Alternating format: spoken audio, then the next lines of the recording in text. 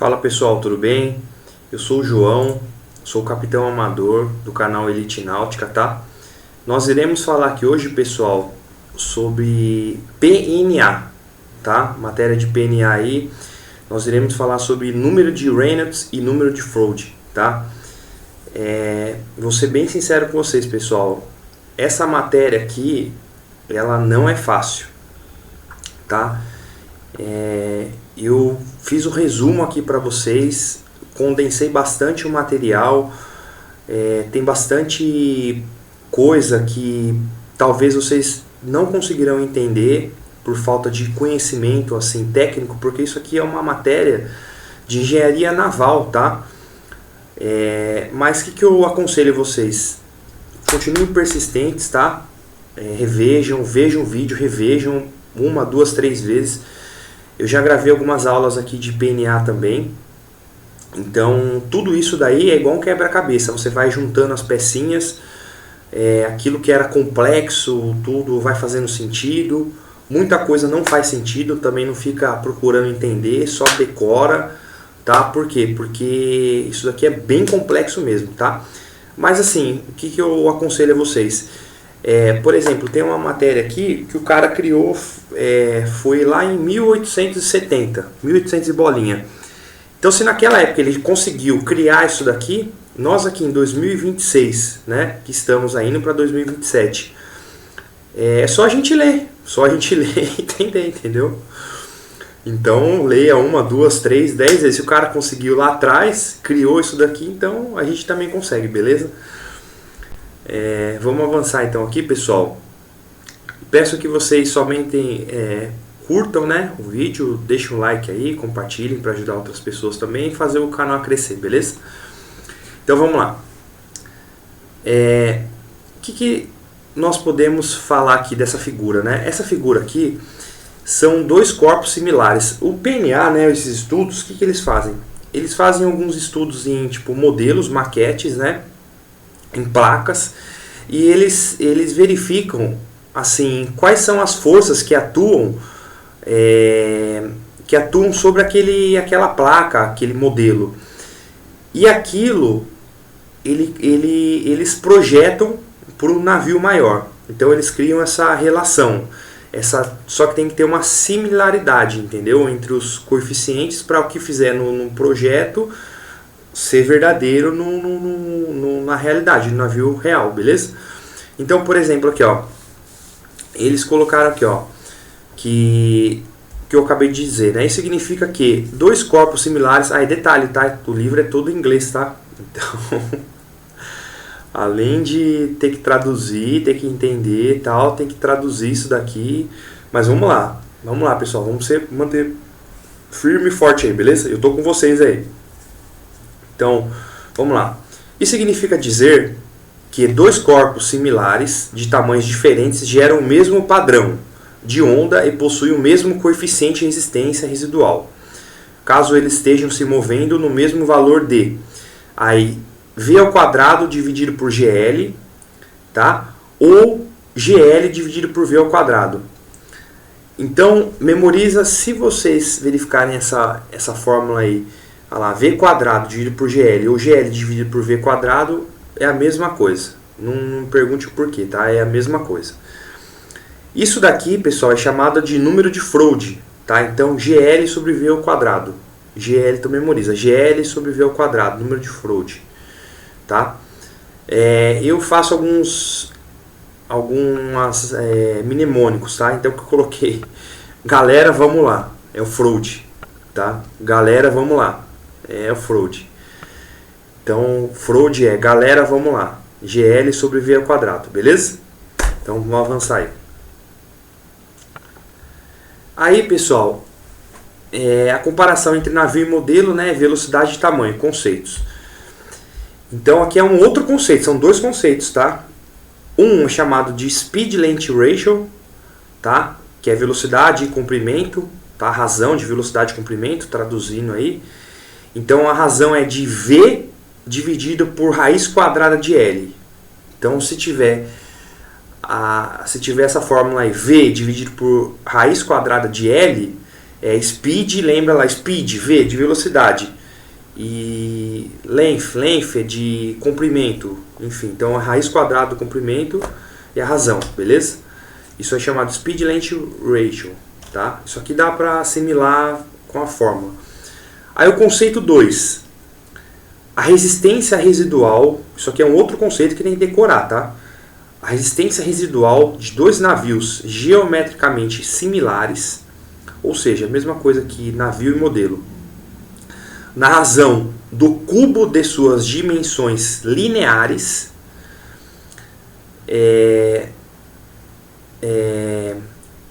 então aqui, ó, vou voltar. A resistência de dois navios geometricamente similares estará na razão do cubo de suas dimensões lineares se as velocidades estiverem na razão da raiz quadrada de suas dimensões lineares. Então, assim, a dimensão linear ela tem que estar elevada ao cubo, tá? E a velocidade tem que ser a raiz quadrada, beleza? Tá? Então, mesmo isso é um outro conceito. Então, lá, para ter essa relação entre modelo e navio, a dimensão tem que ser elevada ao cubo e a velocidade tem que ser a raiz quadrada, beleza? Na razão da raiz quadrada. Vamos avançar.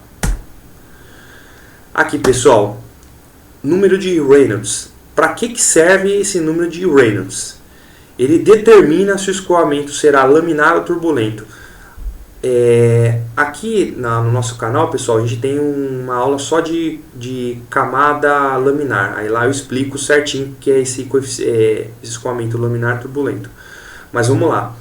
Então ele determina o número de Reynolds, ele é para isso, tá? Então lá, o número de Reynolds corresponde à transição de laminar para turbulento e é chamado de número de Reynolds crítico ou número de Reynolds de transição. Aí, pessoal, tem essa fórmula aqui. Então, Reynolds, né, Rn é igual a esse que parece um P aqui, é o ρ, tá? É a densidade.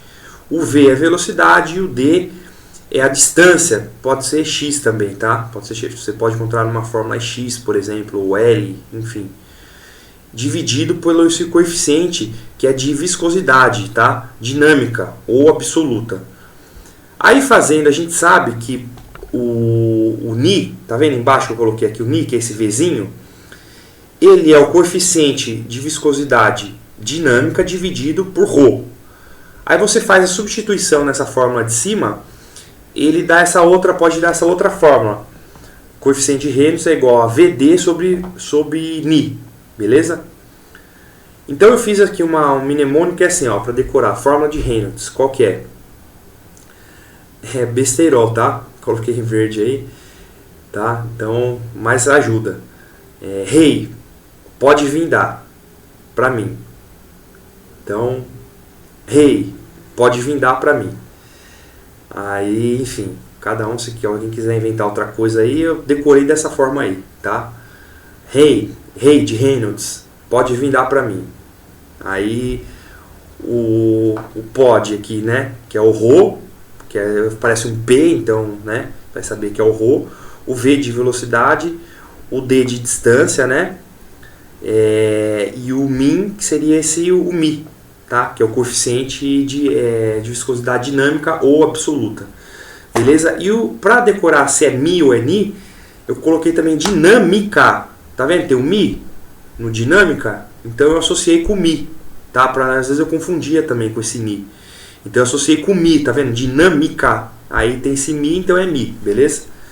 Aí fazendo a substituição, coloca lá o pode vir dar pra mim, aí você só substitui lá, você tem que o vir dar substitui pelo ni ali embaixo, entendeu?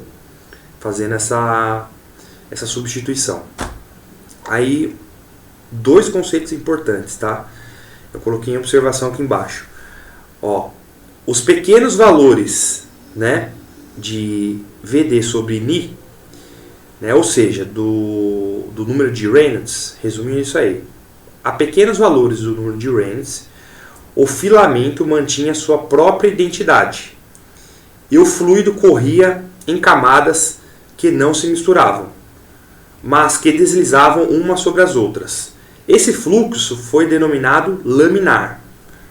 e foi associado a uma resistência relativamente baixa. Então, relembrando, tá? No fluxo laminar, pessoal, associem que tem baixo coeficiente de Reynolds. Só. Associe isso aí. No fluxo laminar, baixo coeficiente de Reynolds. Aí no viscoso é ao contrário. No turbulento, perdão. No fluxo turbulento, tem alto número de... O número de Reynolds é alto, beleza? Decora isso daí. Vamos avançar. Nas observações de Reynolds, cada regime de fluxo estava associado a uma lei de resistências diferente. Beleza. Aí eu coloquei novamente aqui um pouquinho maior, né? Tal. De novo. Olha lá, novamente. No laminar, baixo número de Reynolds. No turbulento, maior número de Reynolds, tá? Vamos avançar.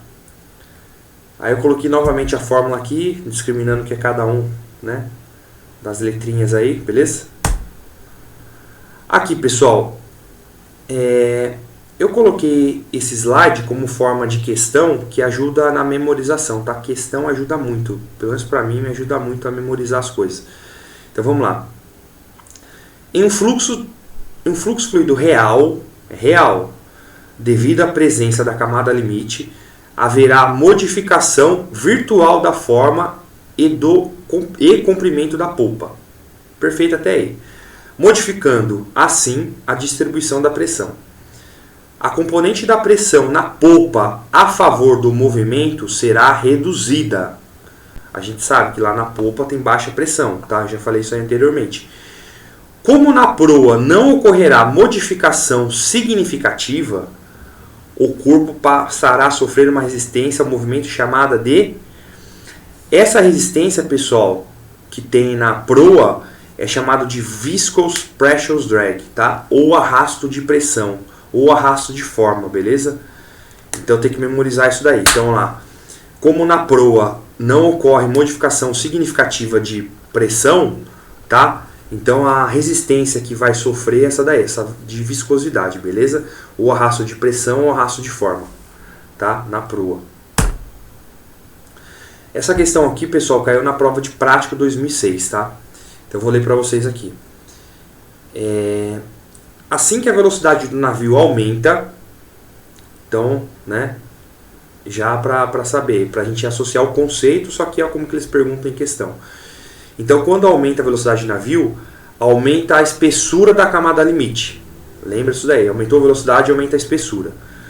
Com isso, o ponto de transição entre escoamento laminar e turbulento se move para uma posição mais avante em relação à proa do navio, ou seja, ele fica mais próximo da proa do navio ali, tá? Esse ponto de transição, ele é mais próximo da proa, em relação à proa do navio. Isso faz com que a resistência friccional aumente, tá? Por quê? Porque você está aumentando a velocidade do navio, então você tem relação. Se você aumenta a velocidade do navio, você vai aumentar a resistência. Então aumenta a resistência friccional. Assim que a velocidade do navio aumenta. Então, aumenta, a alternativa aí. Avante, aumenta e aumenta. Avançar. Isso daqui também são duas questões, pessoal, que é importante e a gente tem que saber isso daqui, tá? Tem que saber. Eu coloquei em forma de questão e já para memorizar. Então, quando o navio ele opera em baixa velocidade, a resistência friccional dele está em torno de 80%. Quando ele aumenta a velocidade, está em alta velocidade, a resistência friccional dele é 50%. Beleza? Então, memorize isso daí, tá? Vamos lá, vamos avançar.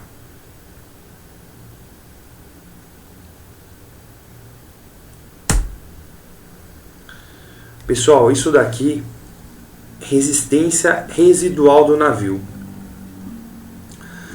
A resistência residual do navio, pessoal, são duas que a gente precisa memorizar. Essa wave making resistance, que é uma resistência de ondas, e essa eddy resistance, que a gente vai aprender mais pra frente aí, beleza? Por enquanto, memorize isso aí. Resistência residual são duas. Essa wave make e essa eddy, beleza? São essas duas. Memorizou essas duas, agora você tem que identificar quais são relacionadas à viscosidade, tá? Então, com a viscosidade, a gente tem a resistência de forma, com essa form drag, a resistência de separação, essa separation resistência relacionada com a viscosidade. Agora, essa edge resistance, que é uma resistência residual, ela também é relacionada com a viscosidade. Porém, a wave making, ela não é, tá? Então, por exemplo, se na afirmativa ele colocar assim, ó, identifique dentro das alternativas abaixo quais são relacionadas à viscosidade. A form drag é, a separation resistência é, edge making é, agora resistência residual, residual resistência. Aí você tem que colocar falso. Por quê? Porque a wave make, ela não é. Então ela faz parte da resistência residual. Se ele colocar só a resistência individual, você coloca que ela não faz parte da viscosidade, relacionada à viscosidade, tá? Somente a edge que faz. Beleza? Vamos lá. Isso daqui para marcar verdadeiro ou falso. A maior parte das forças hidrodinâmicas surge de diferenças locais de pressão, as quais são proporcionais à velocidade ao quadrado. Correto. Isso é um conceito, beleza? As forças não são afetadas pela pressão atmosférica, enquanto o fluido se mantiver em contato com a superfície do navio e do modelo. Isso aqui eu acho que a gente consegue enxergar com facilidade isso daí, tá? Beleza? Porque o fluido vai estar em contato com a superfície do navio, não tem influência da pressão atmosférica. Então não são afetados pela pressão atmosférica. Agora isso daqui, pessoal. Quando a pressão cai e ocorre cavitação, se a pressão estática total não estiver colocada em escala, as condições de similaridade deixam de ser satisfeitas, levando o modelo a cavitar a uma velocidade correspondente inferior à do navio. Pessoal, vamos imaginar aqui, ó, essa questão está errada, por quê? Porque é o oposto, eu vou explicar para vocês. Quando você faz a comparação do modelo e o navio, tá? Quando o modelo ele começa a cavitar, tá? Ele vai ter uma velocidade superior à do navio, para ele começar a cavitar, beleza? Então, memorizem isso daí, tá? Para o modelo começar a cavitar, quando a pressão cai, tá? E se não tiver equilibrado, né? A similaridade deixar de ser satisfeita, então a velocidade é superior à do navio, beleza? Vamos lá. Essas 4 afirmativas aqui. As ondas transversais se propagam junto ao navio, na mesma direção e com menor velocidade. Aqui já pausa já isso aqui, pessoal. Menor velocidade não. É com a mesma velocidade, sendo facilmente observada na região da esteira de turbulência. Ou seja, na esteira de turbulência, pessoal, as ondas transversais elas se propagam junto com o navio e na mesma velocidade, beleza? É um conceito, fixe isso daí. Em um navio de formas ordinárias, haverá 4 sistemas de ondas. Então, memorize isso daí. A presença dos sistemas de ondas modifica as demais resistências. Verdadeiro. A segunda também é verdadeira, beleza? A quarta e última. A presença dos sistemas de ondas modifica as demais resistências. Também é verdadeiro. Tá igual, né? Tá igual, agora que eu vi aqui tá igual. Ele colocou igual. Deixa eu só conferir aqui, pessoal. Deixa eu conferir nas minhas anotações aqui. Só um minutinho, por favor.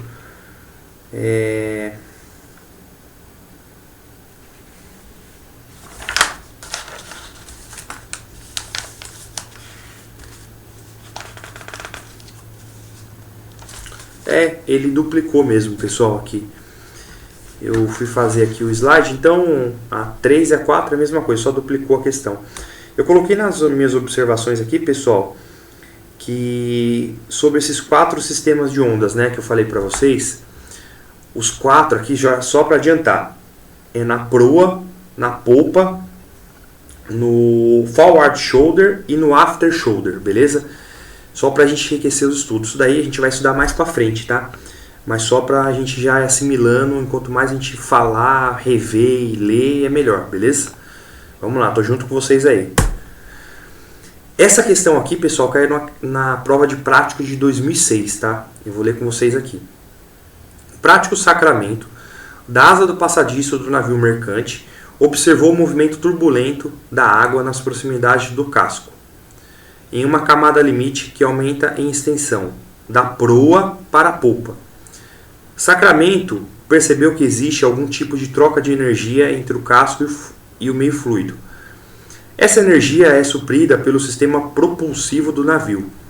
Sacramento compreendeu que, mantendo a rotação e velocidade do navio em um canal varrido, podia verificar a presença de correntes longitudinais, conforme a camada limite se alargava ou se estreitava. A força de resistência observada pelo Sacramento é... Vamos lá, vamos pensar junto, pessoal. Resistência residual? Não, não é residual. Residual é tudo que não é atrito, beleza? Proporcional à diferença de pressões experimentadas na proa e na polpa. Não, isso daí, pessoal, é arrasto de pressão, tá? Isso aí, diferença de pressão é quando tem no arrasto, beleza? E não aqui. Friccional, que é de atrito? Sim. Positivo. Agora lá, equivalente a 50% da resistência total do navio quando em baixas velocidades. Lembra que eu falei para vocês naquele slide? Baixas velocidades, quanto que é? 80%, beleza? Então, gabarito, letra Charlie. Beleza, pessoal? Muito obrigado aí. Até a próxima, tá? Fiquem com Deus. Deixem um like e compartilhem o vídeo aí. Um forte abraço. Valeu!